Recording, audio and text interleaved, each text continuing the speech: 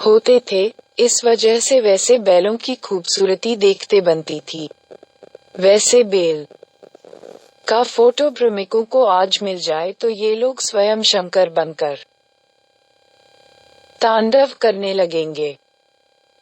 पटना के एक पुरातात्विक सम्मेलन, बिहार संग्रहालय 2018, में कुछ ऐसे ही ब्रह्मिक विद्वान मिले, जो देश में घूम घूम कर सेमिनार द्वारा कहीं का ईंट और कहीं का रोड़ा को जोड़ तोड़ करते हुए, करोड़ों वर्ष पूर्व द्वापर युग, एक मान्यता के रथ को बागपत, उत्तर प्रदेश, से प्राप्त होना साबित करने में लगे हैं। वह भी सिंधु सभ्यता काल की। क्या सिंधु काल ही द्वापर युग है? फिर तो सिंधु सभ्यता में द्वापर युग वाले कुछ साक्ष्यों का मिलना और होना चाहिए था।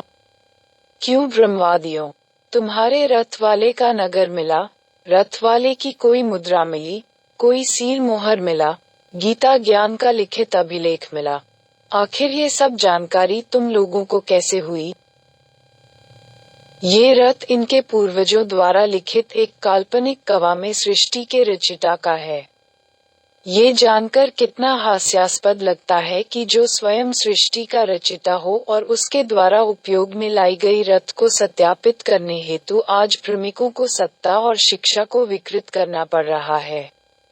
जब उसने सृष्टि का निर्माण कर सभी का प्रमाण छोड़ा तो फिर अपने रथ से भी ज्यादा महत्वपूर्ण गीता ज्ञान को लिपिबद्ध क्यों नहीं किया? इसकी जानकारी तुम सबों को आज कैसे मिली, ये तो बता दो। जिस पाषाण काल में मनुष्य कपड़ा विहीन रहता था, उसके लाखों वर्ष पूर्व तुम्हारे पूर्वज रथ से दौड़ते थे। भ्रम फैलाने की भी एक सीमा होती है, लेकिन गांजा भांग का सेवन करने वाले भाटों ने उसको भी मजाक बनाकर छोड़ दिया है। किसान की बैलगाड़ी का चित्र।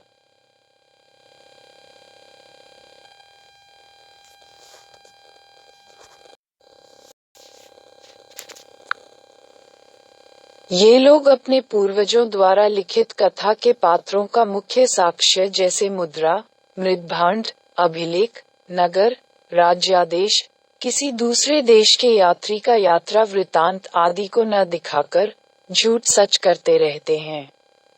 अपने झूठे ज्ञान को बचाने हेतु कभी ये लोग समुद्र के अंदर मिले कोरल पत्थर को पुल बताते हैं, तो कभी किसानों द्वारा प्रयोग में लाई जाने वाली बैलगाड़ी के पहिए को स्थ का चक्का, तो किसी बैल को शंकर का नंदी। ये लोग अपने बनाए हुए पूर्वजों के भ्रमजाल को अपने सामने टूटते हुए देखकर एकदम से उतावले हो गए हैं, जिस वजह से भांग गांजा के नशे में कुछ का कुछ जोड़कर दिखाने में मस्त हैं। सिंधु सभ्यता से मिला स्तूप। पाषाण काल और सिंधु काल के अलावा भारतीय भूभाग में 7 और संस्कृतियां मिली हैं, जो इस प्रकार हैं: कायथा संस्कृति, मालवा संस्कृति, आहर संस्कृति, गैरिक मृद्भांड संस्कृति, सवाल्दा संस्कृति, चिरांद संस्कृति, जोड़वे संस्कृति। ब्रह्मशील जातियों के अनुसार यही वह काल है जब वैदिक युग स्थापित था। ब्रह्मशीलों, गांजा भांग का सेवन करते हुए इन सभ्यताओं में भी कुछ देखो। यहाँ भी किसान लोग काफी उन्नत तरीके से खेती करते थे। उनके पास भी बैल और बैलगाड़ी होती थी। क्यों उनके बैलों को नंदी से और उनकी बैलगाड़ी के चक्के को रफ से जोड़ तोड़ कर ब्रह्मशील सभ्यता को बचाना नहीं है क्या? बुद्ध मुद्रा।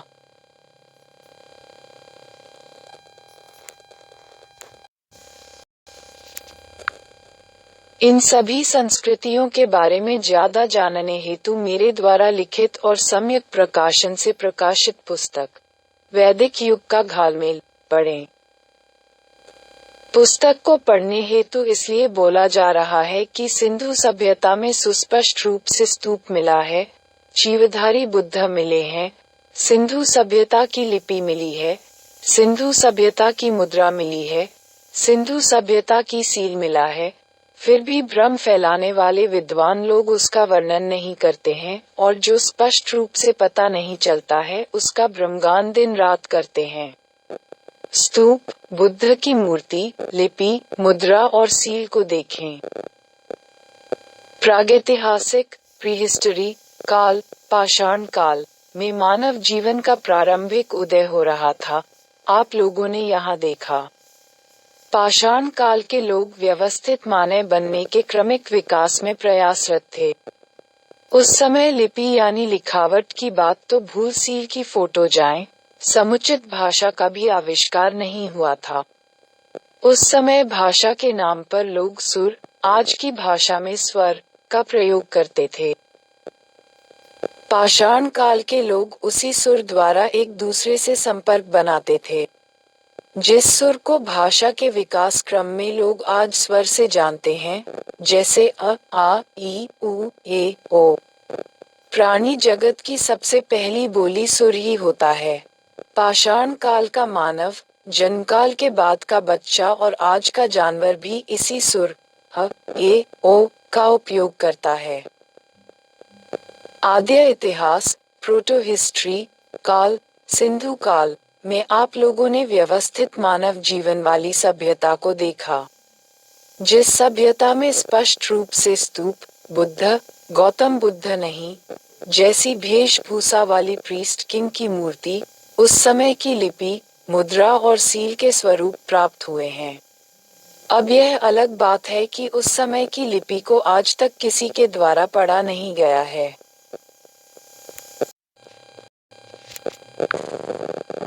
20 आम का पुलिंदा। फिर ब्रह्मवंशी समुदाय जाज किस आधार पर प्रचारित करता है कि आज से लाखों करोड़ों वर्ष पूर्व में सतयुग 17,28,000 वर्षी, त्रेतायुग 12,96,000 वर्ष, द्वापर युग 8,64,000 था। साथ ही उस युग में बहुत ही सुंदर सुंदर मनमोहक सभ्यता, संस्कृति का जन्म भी होना निश्चित करता है।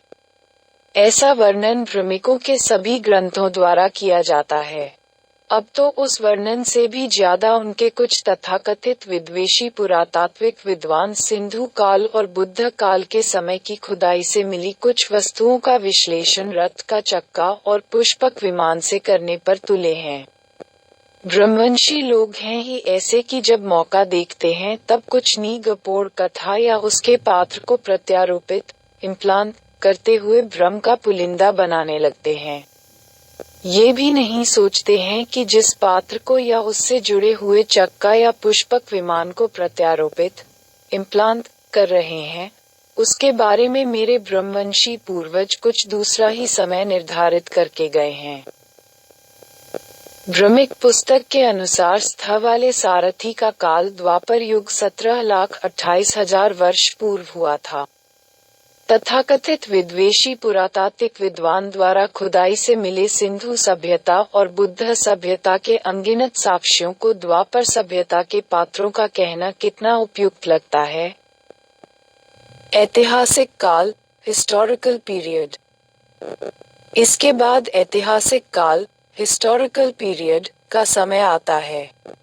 ये समय आज काफी महत्वपूर्ण है, क्योंकि इस समय के बाद से जितने भी शासक वर्ग और विद्वान वर्ग हुए उन सभी लोगों ने अपनी अपनी जानकारी का कुछ न कुछ लेखन जरूर किया था, और आज वह लेखन की लिपि और भाषा पठनीय है। इसी का परिणाम है कि आज जमीन की कहीं भी खुदाई होती है तो पूर्व काल का लिखित अभिलेख प्राप्त लेता है, जिसके परिणामस्वरूप ही हम लोग उन सम्राटों या उस समय के विद्वानों के बारे में जानकारी प्राप्त करते हैं या कर रहे हैं। इसके बाद उस समय कई विदेशी यात्री भी भारतीय भूभाग पर यात्रा करने आए थे, जिन्होंने अपनी यात्रा के दौरान जो भी देखा था, उन सभी को अपने यात्रा वृत्तांत